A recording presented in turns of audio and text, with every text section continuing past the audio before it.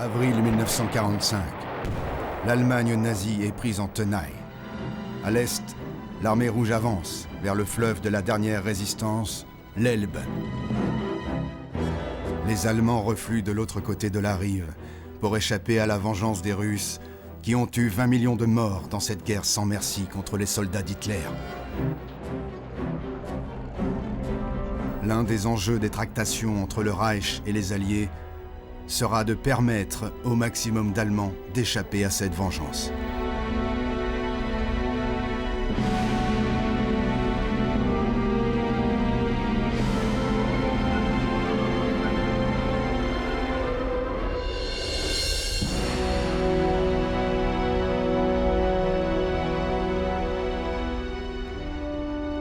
Des millions de civils s'enfuient devant les Russes. La rumeur est terrible. Ils tuent, ils pillent, ils violent les femmes allemandes.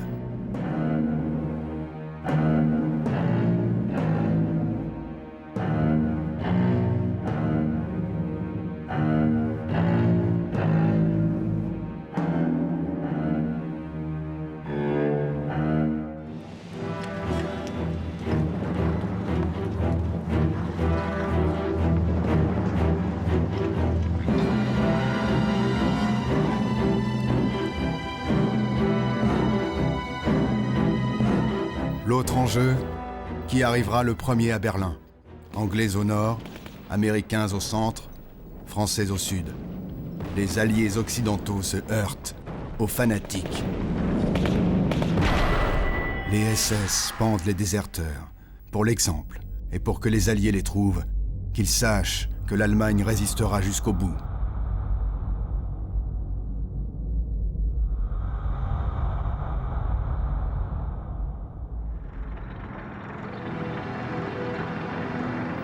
Mais les Allemands, eux, n'ont plus envie de résister. Ils ont perdu leurs enfants. 5 millions de soldats morts. Ils vivent depuis 3 ans sous les bombardements. Leurs villes sont en ruine, comme ici Nuremberg, le berceau du nazisme.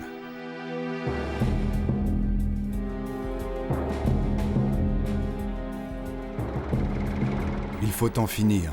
Les Alliés ont une ligne directrice, la capitulation sans condition, et un chef, un Américain, le général Eisenhower, surnommé Ike. Un bon organisateur, un bon diplomate. Il écrit à sa femme, Mamie, « Il est difficile de diriger une coalition avec des personnalités aussi fortes que Monty et George. » Monty, c'est le maréchal Montgomery, le vainqueur de la bataille du désert. Maintenant à la tête de l'armée britannique en Europe. George, c'est Patton, le plus célèbre général américain, ancien champion olympique de pentathlon, qui veut toujours foncer à la tête de ses chars et qui ne comprend pas pourquoi Eisenhower le retient. Ce sont les ordres de Washington, les conséquences des décisions prises à Yalta, la conférence de février 1945 entre les trois grands, le président des États-Unis, Franklin Roosevelt, le premier ministre britannique, Winston Churchill, et le maître de ce qui s'appelle alors l'Union soviétique, l'URSS, Joseph Staline. Roosevelt, très affaibli, a tout accordé aux Russes. Une zone d'occupation avec Berlin et un partage du reste de l'Europe très favorable à Staline. Iosif Vissarionovitch Djougashvili, dit Staline, ce qui signifie l'homme d'acier, a fait de l'URSS un État totalitaire.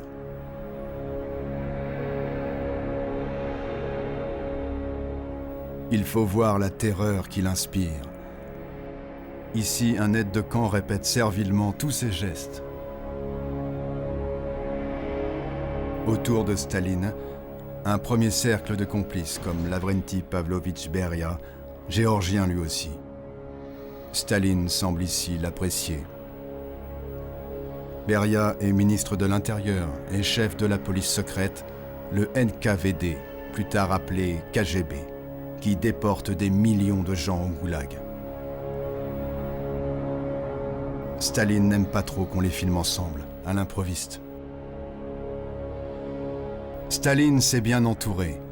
Il a renouvelé son état-major avec des hommes comme Zhukov, que l'on voit à sa droite imiter lui aussi jusqu'au moindre de ses mouvements.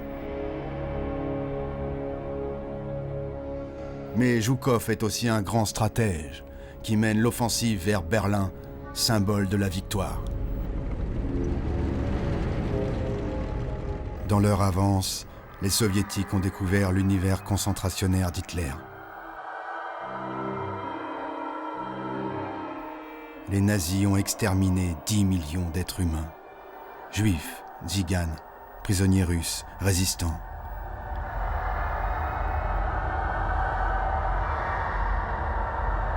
Cette démence meurtrière n'est pas seulement idéologique. Elle relève aussi du pire banditisme. Les SS récupéraient tout, jusqu'au plus sordide. Les Russes découvrent 7 tonnes de cheveux de femmes destinés à la confection d'uniformes et 122 tonnes d'os en attente d'expédition à une usine d'engrais. Les SS ont amassé un trésor que les Américains découvrent au fond d'une mine de sel à Merkers, près de Francfort.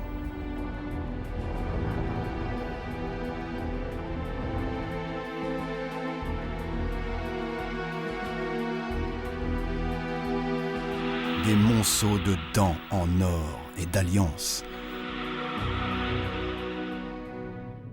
8000 lingots d'or, d'argent et de platine. 1000 sacs de dollars, livres et francs or.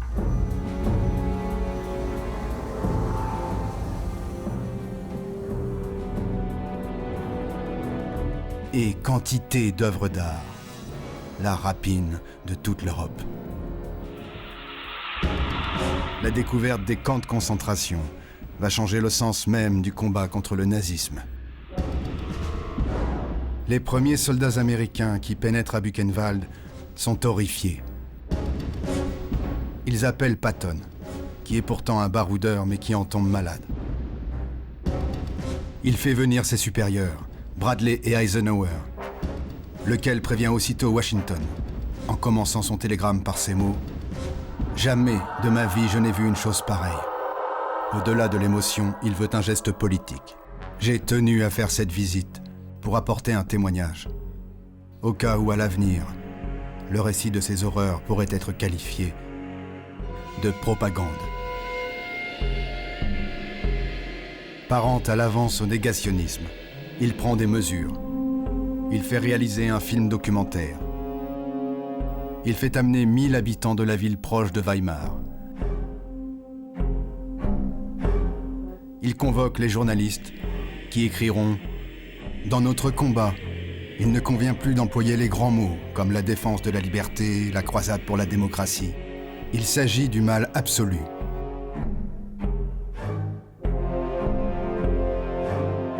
De la lutte de la vie contre la mort. » Les Alliés, ici un officier britannique, ne serreront plus la main des Allemands qui se rendent.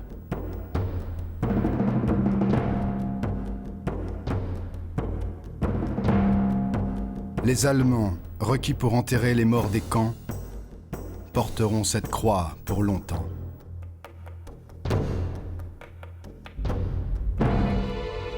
Et les derniers combats sont partout féroces.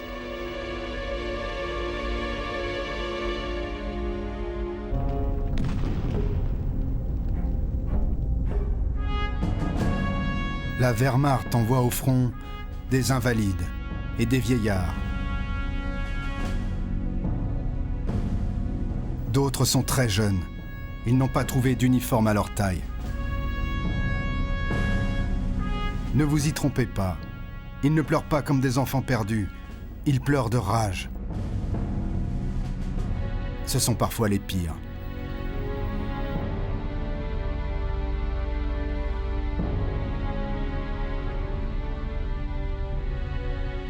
Tous les enfants du Reich étaient obligatoirement incorporés dans la Hitlerjugend, la jeunesse hitlérienne. Endoctrinés, manipulés depuis la maternelle dans la haine, certains se révèlent incapables de pitié. Ils vont rejoindre le troupeau des prisonniers allemands pratiquement laissés à l'abandon. Les Alliés ont d'autres priorités.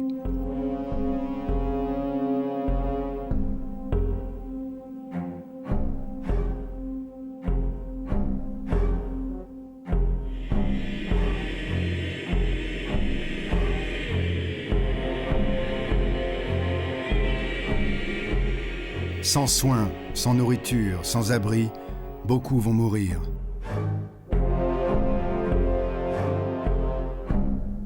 Le sort des prisonniers allemands sera l'un des scandales de la guerre.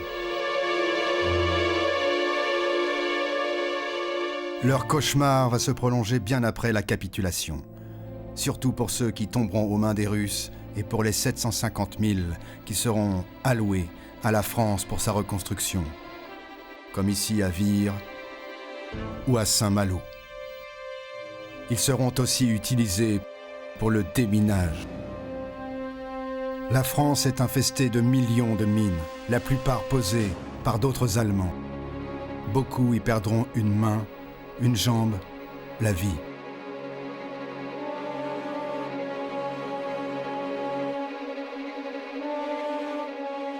Déminage, reconstruction, refonte politique de la France. Quelques-unes des innombrables tâches du général de Gaulle, devenu chef du gouvernement provisoire. À la Libération, il s'est installé au ministère de la Guerre, pour bien montrer que sa priorité, c'est la lutte contre l'Allemagne.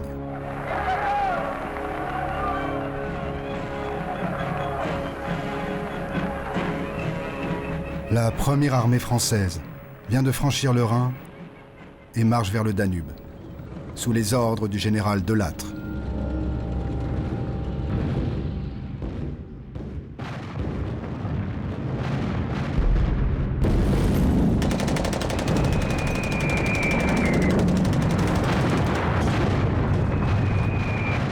La France est libérée, sauf Dunkerque, Lorient, Saint-Nazaire, La Rochelle, Royan, enclaves allemandes, bases de sous-marins, d'où les chefs nazis pourraient encore s'enfuir. Ces poches de l'Atlantique sont assiégées par des anciens maquisards, mal équipés, mal armés, mais courageux et tenaces.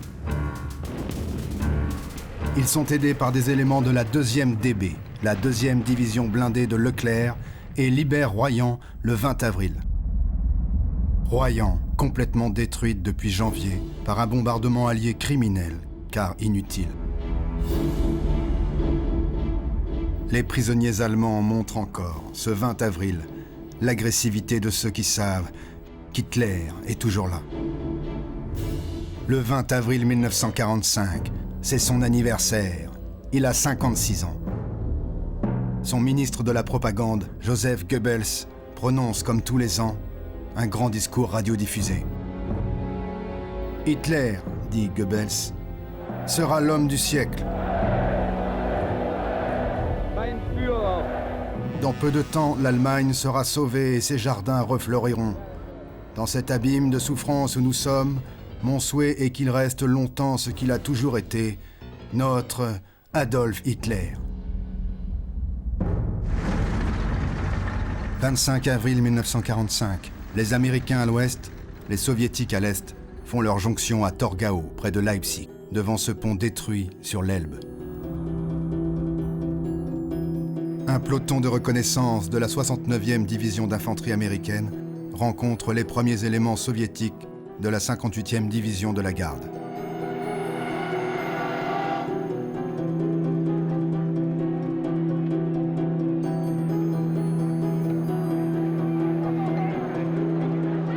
Tous les généraux du secteur les rejoignent. Puis la foule des reporters, comme Frank Gillard de la BBC. Voici, dit-il, la nouvelle que le monde allié attendait. L'Angleterre est bouleversée. Elle entend en direct la voix d'une femme soldat soviétique. La prochaine fois, on se retrouvera à Berlin, port de Brandebourg. Les frères d'armes sont encore frères. Le temps d'une de ces chansons russes si nostalgiques ou d'un petit pas de danse.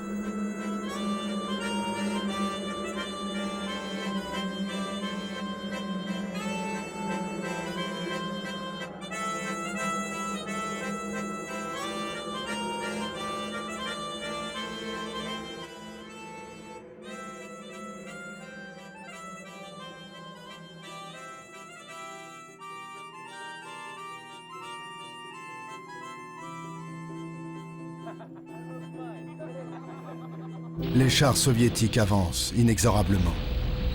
La bataille de Berlin fait 100 000 morts.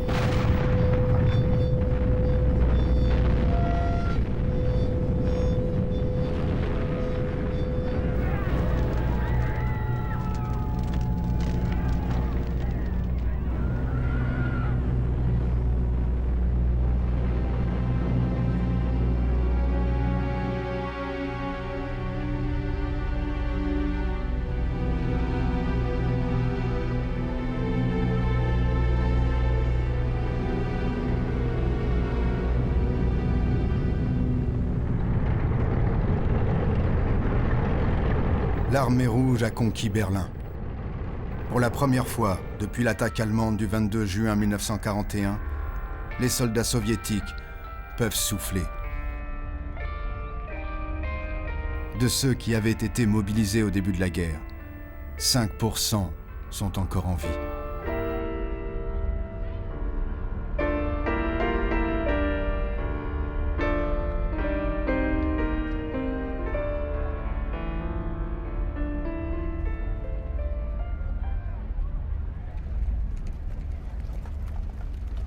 La circulation est maintenant assurée par les femmes soldats venus de Torgau.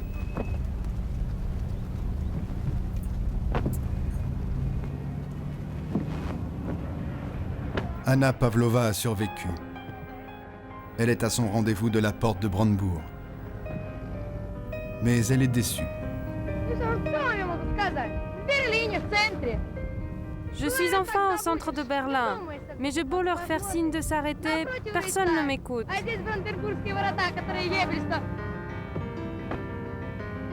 Revenez quand vous voulez, je ne bouge pas d'ici.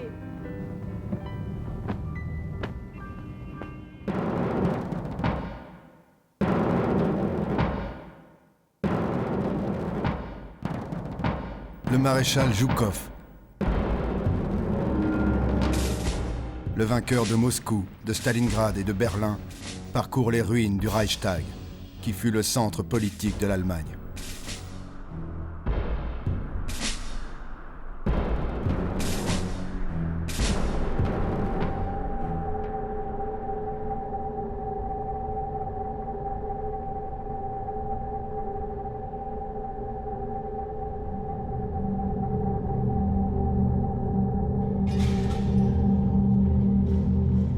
Ce qui reste de la grande chancellerie, d'où Hitler fit trembler le monde.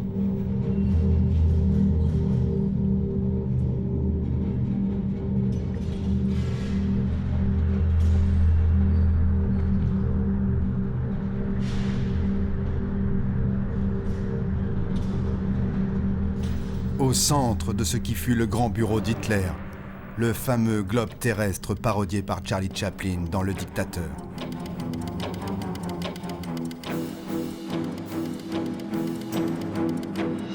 Dans la cour de la chancellerie, Zhukov savoure son triomphe.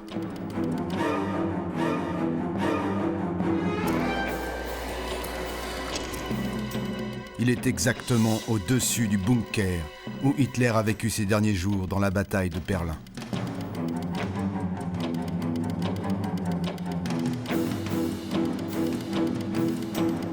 Hitler s'est tiré une balle dans la tête le 30 avril. Après avoir tué sa chienne et épousé Eva Braun qui s'est empoisonnée. Il a ordonné de faire brûler leur corps avec ce qui reste d'essence dans le bunker.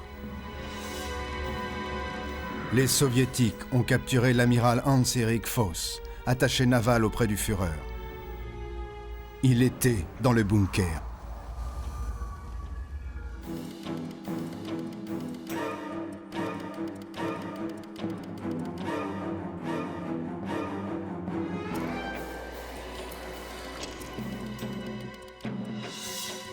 Puis Voss est emmené auprès des corps des enfants de Goebbels, six petits malheureux dont les prénoms commençaient tous par un H, en hommage à Hitler.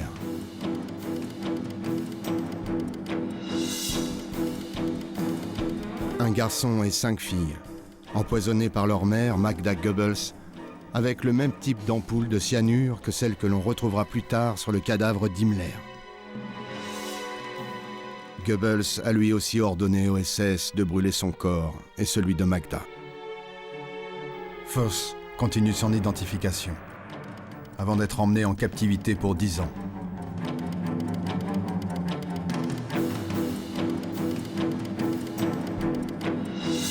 Il aura le temps de méditer les dernières pensées de Goebbels, notées dans son journal.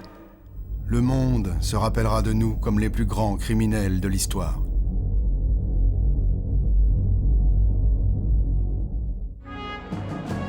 Il faudra changer les plaques des rues. Toutes les villes et les villages d'Allemagne avaient leur Hitlerstrasse. Les peintres en LED vont avoir du boulot.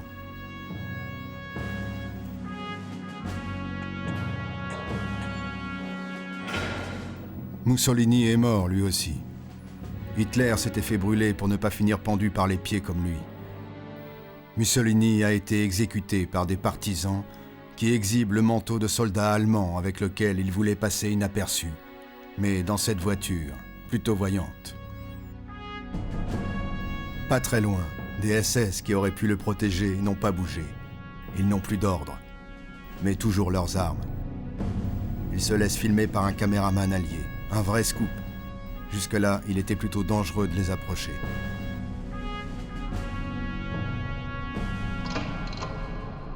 Les derniers fascistes sont capturés par l'armée italienne, désormais dans le camp des Alliés. Ce sont des Italiens, encadrés par des Américains, qui fusillent d'autres Italiens. Les pires guerres sont les guerres civiles. Au crime des uns répond la cruauté des autres.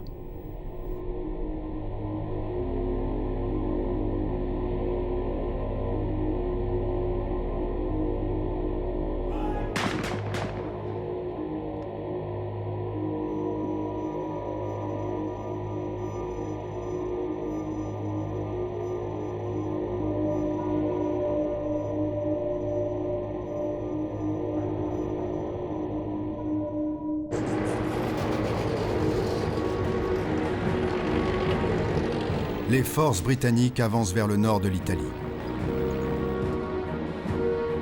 Les Américains brisent les dernières poches de résistance.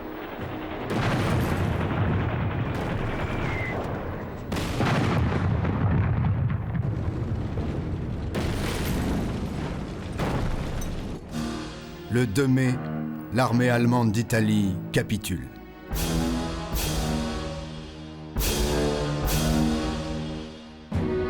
Le lendemain, dans le nord de l'Allemagne, à Flensburg, le successeur d'Hitler, l'amiral Dönitz, l'ancien chef des sous-marins, a réuni dans cette école navale le dernier gouvernement du Reich décidé à arrêter la guerre.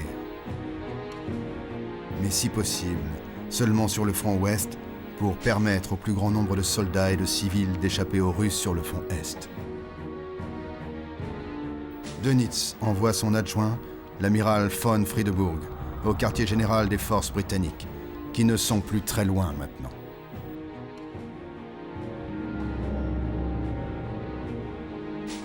Friedeburg présente à Montgomery sa demande d'armistice séparée. Mais les Alliés s'en tiennent à la capitulation sans condition sur tous les fronts. Montgomery n'accepte, ce 4 mai, qu'une reddition locale des forces allemandes du Nord. La délégation allemande va signer ce papier.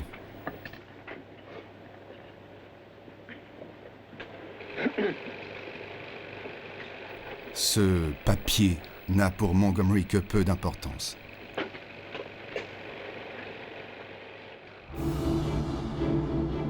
Il fait conduire Friedeburg à l'état-major des forces alliées à Reims, cette fois avec le général Jodl, le numéro 2 de la Wehrmacht.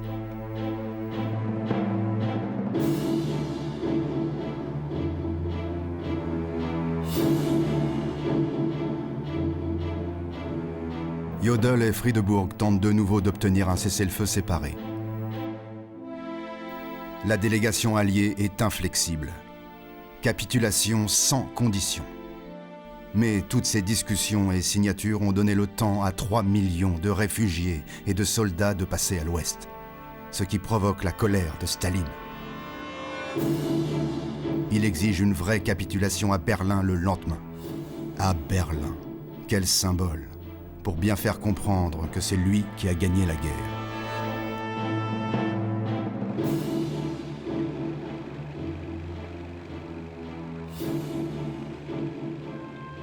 Comme la France n'est à Reims avec le général Sevez qu'à titre de témoin, De Gaulle compte bien obtenir une meilleure place à Berlin. À Reims, la première capitulation est donc signée. L'Allemagne est vaincue. Alors Jodl se lève et dit en anglais « I want to say a word », je veux dire un mot, puis d'une voix cassée par l'émotion « Le peuple allemand et son armée sont entre vos mains. Je ne peux qu'exprimer le souhait que le vainqueur nous traite avec générosité. » « Il ne me manque pas de souffle, dit le général américain Biddle Smith, en pensant à la manière dont l'Allemagne a traité ses victimes.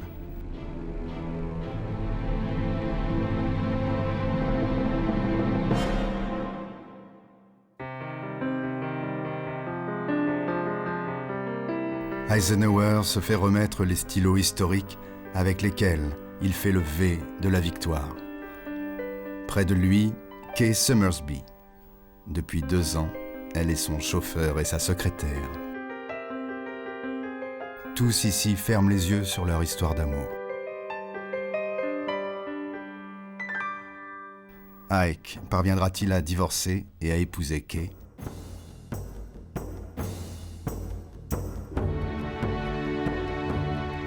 Le journal de l'armée américaine sort à Paris une édition spéciale dans l'après-midi du 7 mai, malgré les consignes officielles de discrétion pour ne pas indisposer les Russes. Les quotidiens du soir parisien, Le Monde, Paris Presse, Ce Soir, France Soir font leurs grands titres. Les premiers attroupements se forment place de l'Opéra.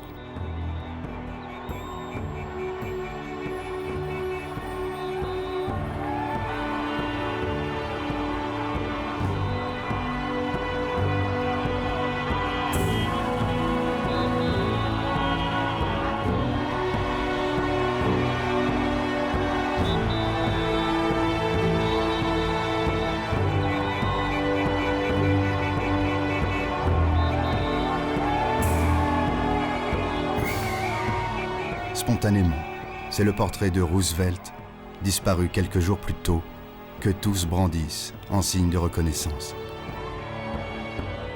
À New York, la nouvelle de la capitulation allemande provoque une explosion de joie, mais limitée aux exubérances habituelles de la grande ville. Le gouvernement américain cherche toujours à garder un profil bas pour plaire à Staline, qui tient tant à son show de Berlin.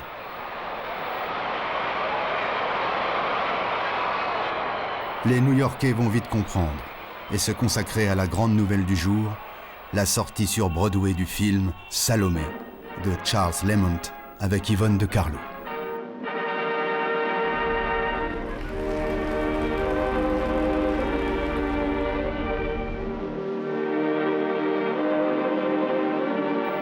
Avec le décalage horaire, nous passons au 8 mai 1945.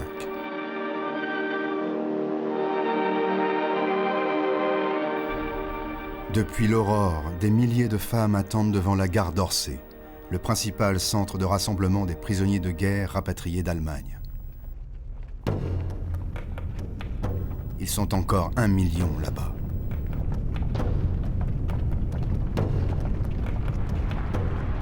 Libérés après 5 longues années, ils convergent vers les aérodromes alliés.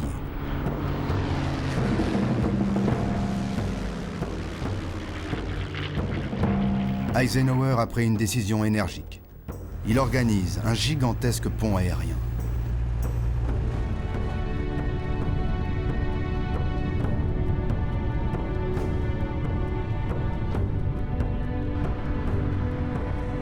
En quelques jours à peine, il voit, comme par miracle, revenir la France.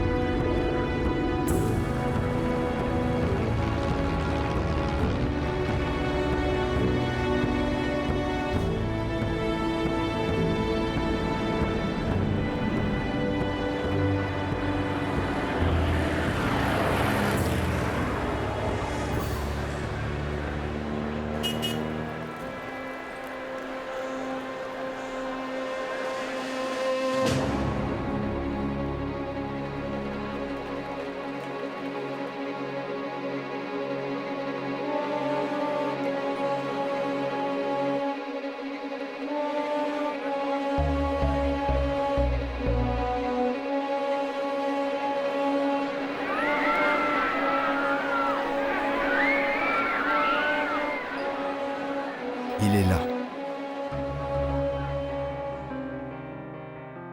Mais il faut encore patienter.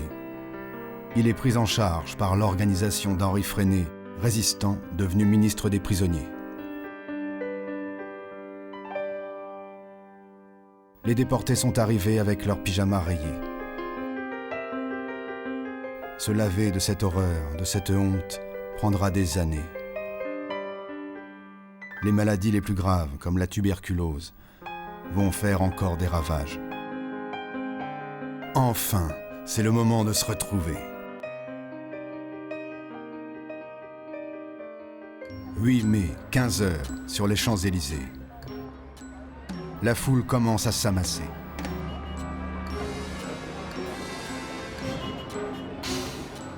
Le général de Gaulle va venir.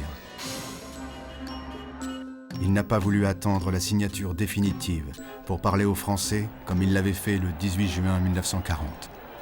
Ce sera aujourd'hui un discours historique, radiodiffusé et retransmis place de l'Étoile, qui deviendra un jour place Charles de Gaulle. La guerre est gagnée. C'est la victoire des Nations Unies et c'est la victoire de la France. L'ennemi allemand vient de capituler devant les armées alliées de l'Ouest et de l'Est, tandis que les rayons de la gloire font une fois de plus resplendir nos drapeaux. La patrie porte sa pensée et son amour vers ceux qui sont morts pour elle. Quand De Gaulle arrive à l'Arc de Triomphe, il ne sait pas encore que des incidents très graves viennent d'éclater ce 8 mai en Algérie.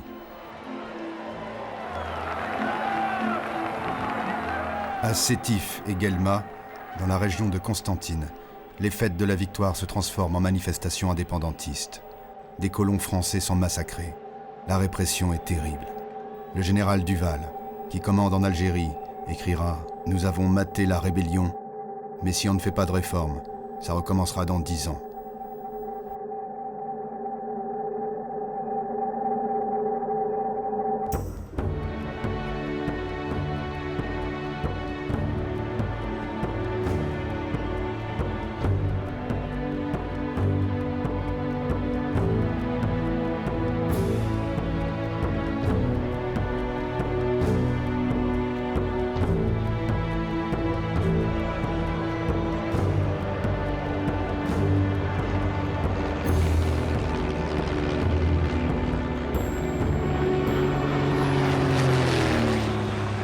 Londres, qui déblaye les ruines des bombardements allemands, n'attend pas non plus la signature définitive pour fêter la victoire et rendre hommage à Churchill, dont on entend ici la voix célèbre annoncer la capitulation de l'Allemagne.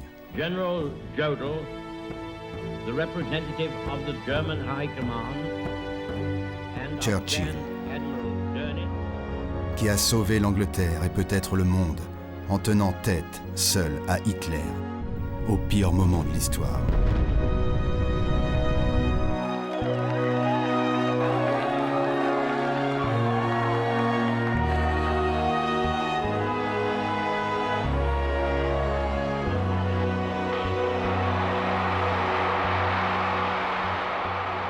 La Royal Air Force, qui a gagné la bataille d'Angleterre, est maintenant à l'honneur. Le maréchal de l'air Teder est à Berlin pour le grand moment, la signature définitive de la capitulation allemande. Il vient d'atterrir à Tempelhof, qui fut une base de la chasse allemande, et peut contempler avec respect l'un de ses pires ennemis, un Focke-Wulf 190, abandonné. Il voit arriver le signataire français, le général Delattre, que De Gaulle a enfin réussi à faire admettre, et qui a droit à une réception soviétique à la mesure de l'événement.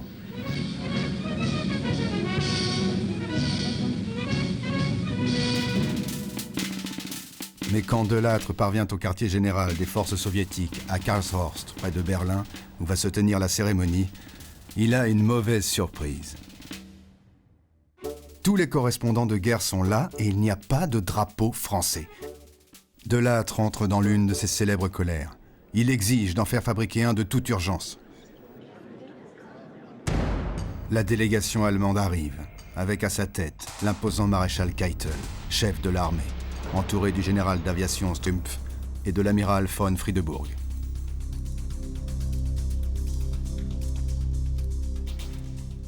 À Karlshorst, les Soviétiques se font un plaisir de faire attendre les Allemands un long moment dans cette petite pièce, où l'ambiance est, on l'imagine, des plus pesantes.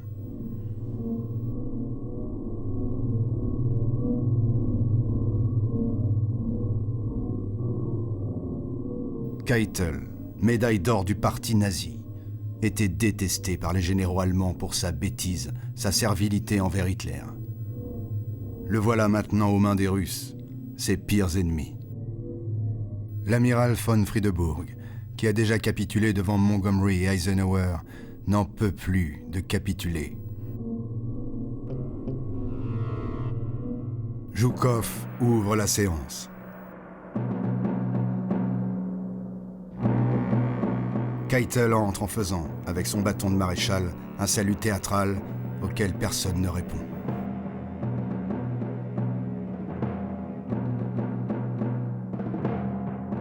On l'entend dire avec amertume « Comment cela? Il y a aussi des Français ?»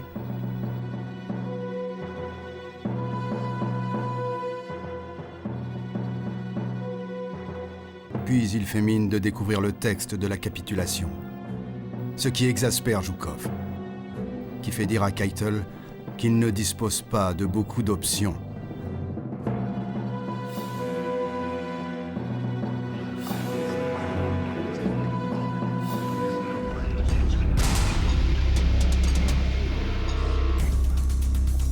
Keitel sera pendu à Nuremberg.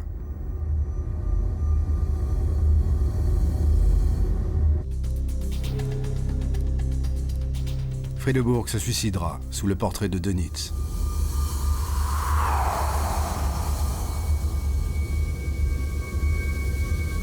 À Flensburg, le dernier gouvernement du Reich est arrêté.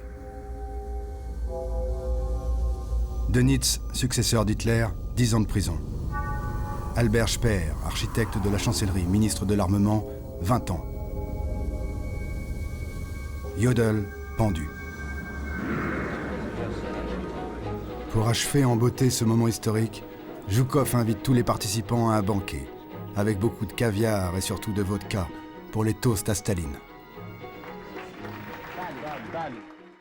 Radio Moscou émet son célèbre indicatif des grandes circonstances. Ici Moscou, dit le speaker vedette Yuri Levitin. Sa voix énergique a galvanisé les foules pendant toute la guerre, et Hitler avait mis sa tête à prix. Aujourd'hui, Levitin martèle « Le pays des soviets a sauvé la civilisation du fascisme allemand dans un combat sanglant. » Et les actualités soviétiques montrent aussitôt la joie dans le village natal de Staline.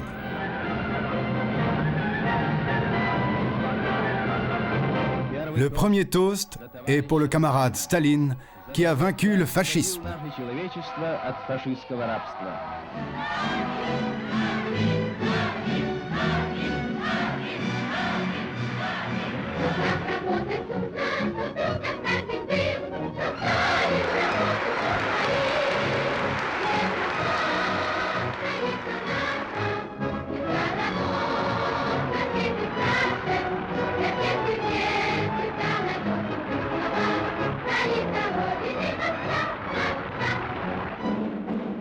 Vyacheslav Molotov, le ministre des Affaires étrangères de Staline, est à San Francisco ce 8 mai. À la première Assemblée générale des Nations Unies, Molotov est acclamé quand il va à la tribune annoncer la fin de la guerre. Soudain, son discours se fait menaçant. Des millions de gens dans toute l'URSS sont prêts à reprendre les armes pour défendre leur patrie, dit Molotov à l'intention du secrétaire d'État américain Edward Stettinius et du délégué britannique Anthony Eden. Tous deux l'affrontent alors sur ce qu'on appelle la question polonaise. Staline est en train de faire main basse sur ce malheureux pays, au mépris de toutes ses promesses. Dans les ruines de Varsovie, les Soviétiques organisent au même moment un rassemblement des rares survivants pour fêter le 8 mai. Les banderoles proclament « Avec l'Union soviétique pour l'éternité ». Les Polonais marmonnent « Pour l'éternité, d'accord, mais pas une seconde de plus ».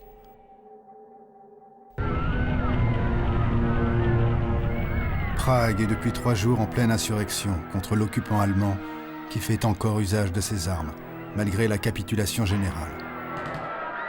Les Tchèques se battent avant l'entrée des Russes. Il faut tenir. Les Américains arriveront peut-être avant. L'armée Patton a passé la frontière. Ils ne sont pas loin. Leur avance est couverte de fleurs. Mais le général Marshall, à Washington, donne l'ordre à Eisenhower de stopper Patton et de laisser les Soviétiques prendre Prague.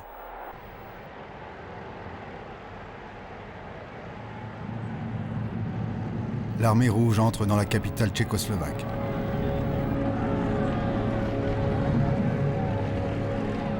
Le pari de Staline sur la faiblesse des Occidentaux est gagné. Le 12 mai, Churchill écrit « Un rideau de fer s'est abattu sur l'Europe. Nous ne savons pas ce qui se passe derrière. »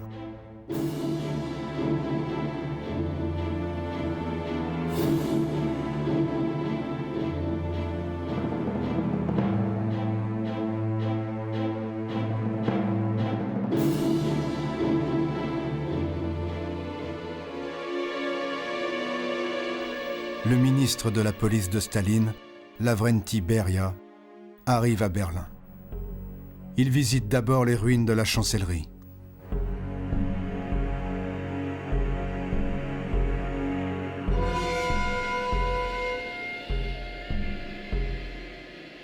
Le bunker d'Hitler. C'était hier, c'est déjà de l'histoire ancienne. Beria se rend à Torgau, où les Alliés s'étaient rencontrés. Ça aussi, c'est de l'histoire ancienne. Beria ordonne la construction, ici à Torgau, d'un camp de concentration appelé camp spécial numéro 8. Il ordonne la remise en service de Buchenwald, évacué par les Américains et désormais en zone soviétique. Oui, le camp de la mort hitlérien de Buchenwald devient le camp spécial numéro 2. Plus près de Berlin, le camp d'Oranienburg-Sachsenhausen devient le camp numéro 11. Rien qu'à Buchenwald, 122 671 Allemands considérés comme éléments antisoviétiques, chrétiens, sociodémocrates, tous les réfractaires au stalinisme seront internés. 42 889 mourront de faim.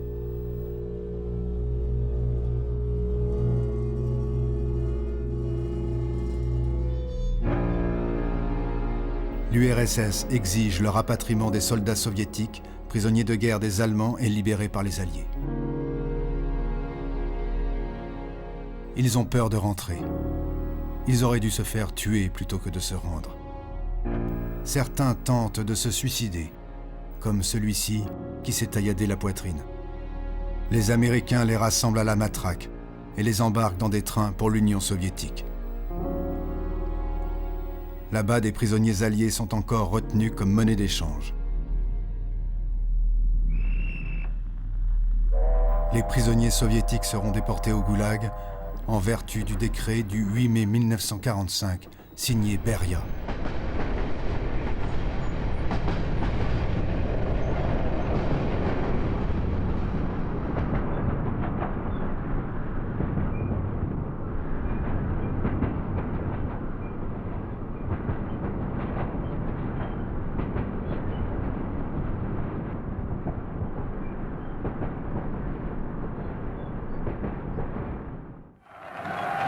L'Europe de l'Ouest a besoin pour se relever de l'aide américaine. De Gaulle multiplie les gestes d'amitié envers les États-Unis, en conférant par exemple la Croix de la Libération à Eisenhower, qui aura toujours du mal à se faire au rite français de l'embrassade.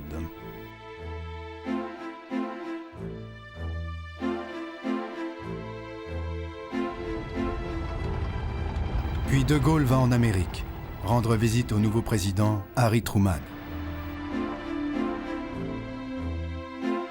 et s'incliner sur la tombe de Roosevelt, un homme qui n'avait jamais été tendre avec lui. C'est le moins que l'on puisse dire. Mais tout est oublié. De Gaulle a préparé un discours en anglais, ce qui est exceptionnel. The first thing I want to say is thank you. Without you, American people, led by your great President Roosevelt and Truman, it would have been no future for Europe but an intolerable servitude. Now, we have to organize the world in this immense task. The United States have to play the leading part. It is the earnest desire of France to unite her efforts to yours in a spirit of confidence and friendship. Long live the United States of America! Eisenhower rentre au pays. Un retour à la fois triomphal et un peu triste. À sa descente d'avion l'attend Mamie, qui se jette dans ses bras. C'est fini pour Kay Summersby. Le chef d'état-major de l'armée américaine, le général Marshall, a refusé la demande de divorce d'Eisenhower. Alors que tant de vos soldats pleurent d'être éloignés de leur famille, un tel comportement serait inadmissible. Les GIs rentrent à bord du Queen Elizabeth et du Queen Mary, qui font désormais la navette entre l'Europe et New York.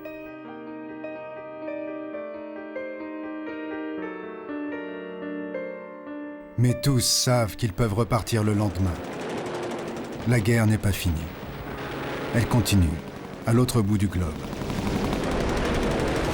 Un autre enfer, celui des kamikazes.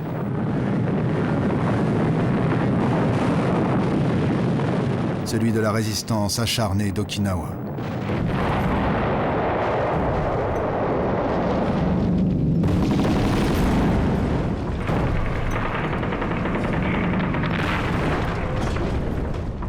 La conquête du Japon s'annonce coûteuse. Les Américains vont accélérer la mise au point de la bombe atomique. L'équipe des scientifiques de haut niveau, réunie autour du professeur Oppenheimer, prépare l'essai de la première arme nucléaire de l'histoire.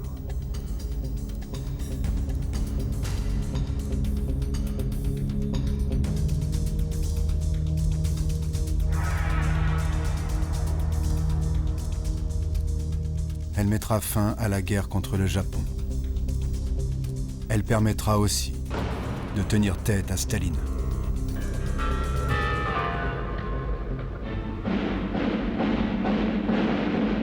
Staline veut montrer sa puissance. Il fait organiser une grande parade de la victoire sur la place rouge. Les étendards de l'armée morte sont jetés à ses pieds.